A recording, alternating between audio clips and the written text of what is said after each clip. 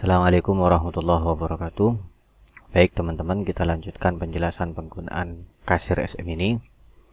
Ini selanjutnya akan menjelaskan begini, ketika misalkan kita melakukan transaksi ya, ketika melakukan transaksi fotokopi 40 lembar, kemudian orangnya mau bayar, tapi kemudian dia masih mau beli hal yang lain, sehingga oleh orangnya ditinggal untuk ambil barang yang dia kehendaki.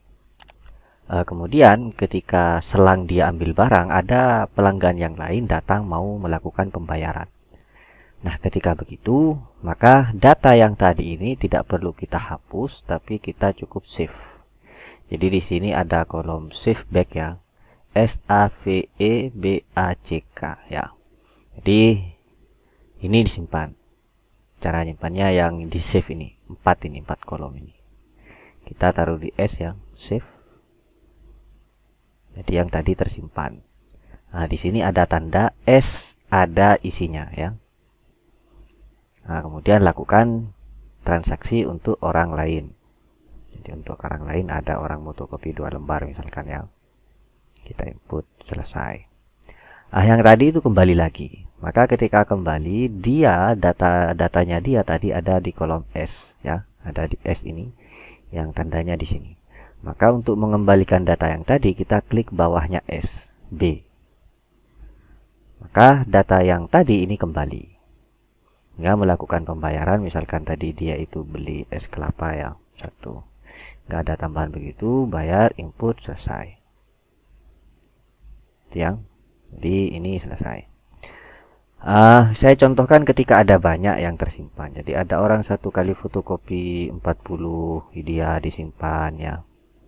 Kemudian ada lagi orang print HVS 5 misalkan ya. Belum bayar, ditinggal, timpan di A gitu ya. Jadi di sini yang ada datanya ada S, ada A yang. Ada lagi orang fotokopi lagi KTP 60 misalkan ya. Dia gagal bayar lagi, setelah dicatat kita simpan di V. Tadi ini datanya ada 3, ada S, A, dan V. Ada tuh, kita tambah 1 lagi ya, cetak foto misalkan 6, kita save lagi gitu.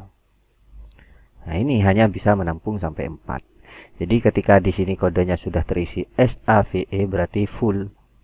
Ini tidak bisa kita nambah lagi sebelum yang 4 ini kita selesaikan. Jadi kita di sini dibatasi 4 karena kemungkinan antrian pembayaran itu yang terjadi kita toleransi sampai 4. Kalau ada orang yang kelima kemudian melakukan transaksi, ini kita tidak bisa save dengan cara ini.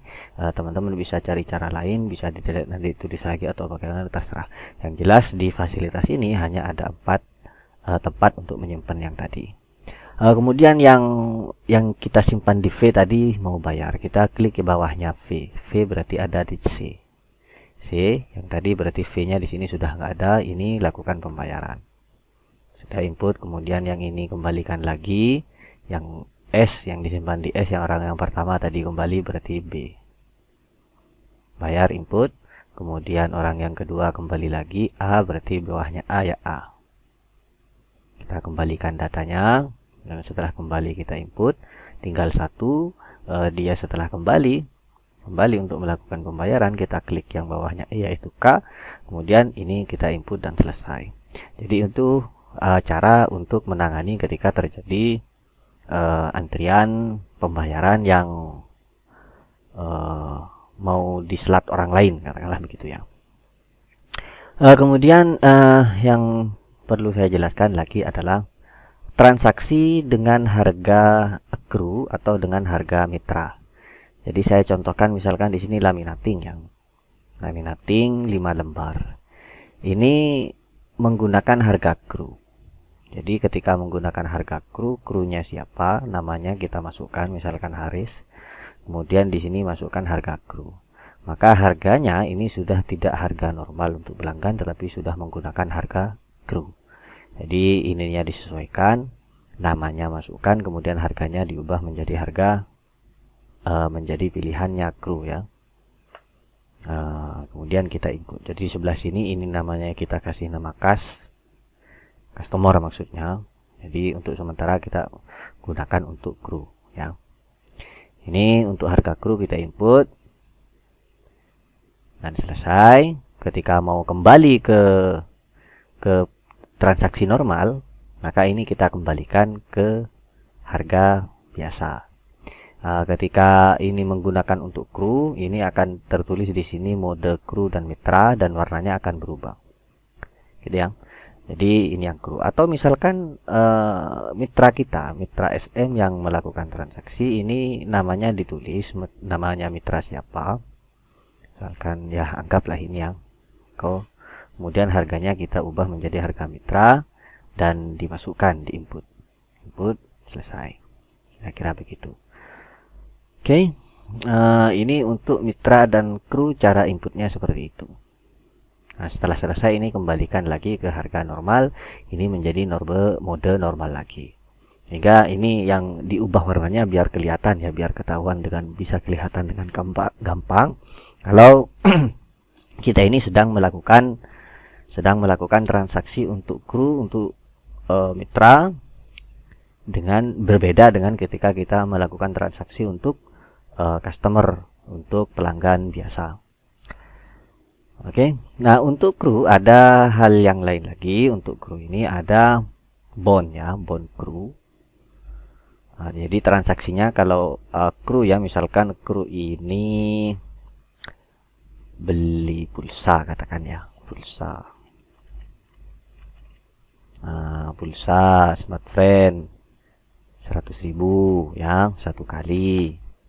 Kemudian dia ini kru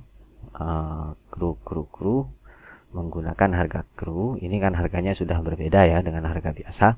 Kemudian tapi tidak mau bayar sekarang gitu. Jadi karena tidak bawa duit atau bagaimana, ini tidak bayar sekarang. Maka ketika begini, ini bukan di input, tetapi kita klik di sini. Jadi input bond kru. Jadi di sini ini akan tersimpan sebagai bondnya kru. Bond kru ini ketika diklik, maka ini masuk ke data bond kru ya. Oke, ini kita kembalikan, selesai ya. Nanti ketika sudah mau melakukan pembayaran, maka kita geser ke sini. Ini kita lihat data bond. Jadi data bond tadi yang ada ya atas nama Hafifi, ini kita klik namanya Hafifi. Ketika dia mau bayar, maka mana Hafifi ini yang ketika dia mau bayar, maka kita klik bayar.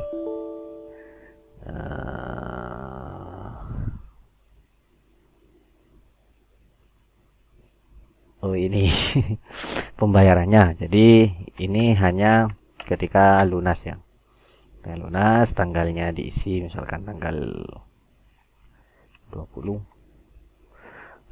Ini klik bayar. Pembayaran berhasil.